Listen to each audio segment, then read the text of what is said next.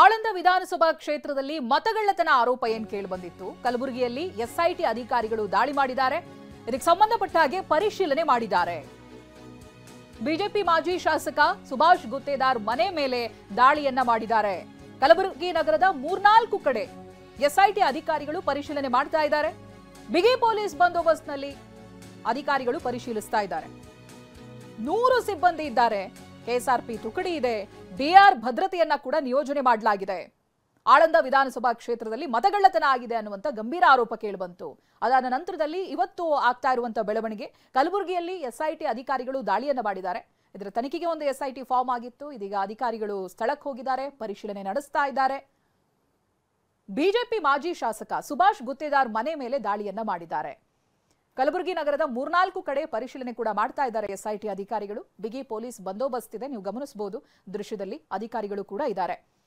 ಪ್ರತಿನಿಧಿ ದತ್ತಾತ್ರೇಯ ಇದಕ್ಕೆ ಸಂಬಂಧಪಟ್ಟ ಹಾಗೆ ಮಾಹಿತಿಯನ್ನ ಕೊಡ್ತಾ ಹೋಗ್ತಾರೆ. ದತ್ತಾತ್ರೇಯ, ಪರಿಶೀಲನೆ ನಡೀತಾ ಇದೆ ಅನ್ನೋದು ಗೊತ್ತಾಗ್ತಾ ಇದೆ. ಬಿಜೆಪಿ ಮಾಜಿ ಶಾಸಕ ಸುಭಾಷ್ ಗುತ್ತೇದಾರ್ ಮನೆ ಮೇಲೆ ಯಾವ ಆಧಾರದ ಮೇಲೆ ದಾಳಿ ಆಗಿದೆ, ಏನಾದರೂ ಡೀಟೇಲ್ಸ್ಗಳು ಲಭ್ಯವಾಗ್ತಾ ಇದೆಯಾ?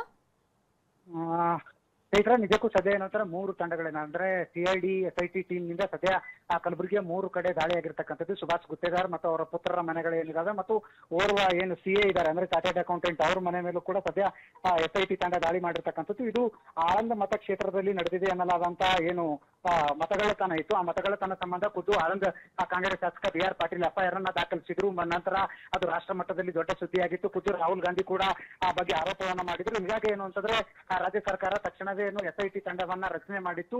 ಕಳೆದ 2-3 ದಿನಗಳಿಂದ ಕಲಬುರಗಿ ನಗರದಲ್ಲಿ ಬೀಡು ಬಿಟ್ಟಿದ್ದಂತ ಎಸ್ಐಟಿ ತಂಡ ಇವತ್ತು ನೇರವಾಗಿ ಬಹುದೊಡ್ಡ ಬೇಟೆಯನ್ನ ಆಡಿದೆ ಅಂತಾನೆ ಹೇಳ್ಬೋದು. ಯಾಕಂತಂದ್ರೆ ಆಳಂದ ಕ್ಷೇತ್ರದ ಮಾಜಿ ಶಾಸಕರು ಅಂದ್ರೆ ಬಿಜೆಪಿಯ ಮಾಜಿ ಶಾಸಕರಾಗಿರ್ತಕ್ಕಂಥ ಸುಭಾಷ್ ಗುತ್ತೇದಾರ್ ಅವರ ಮನೆ ಮತ್ತು ಅವರ ಪುತ್ರರ ಮನೆ ಮೇಲೆ ಸದ್ಯ ದಾಳಿ ಮಾಡಿ ಪರಿಶೀಲನೆ ನಡೆಸಿರ್ತಕ್ಕಂಥದ್ದು.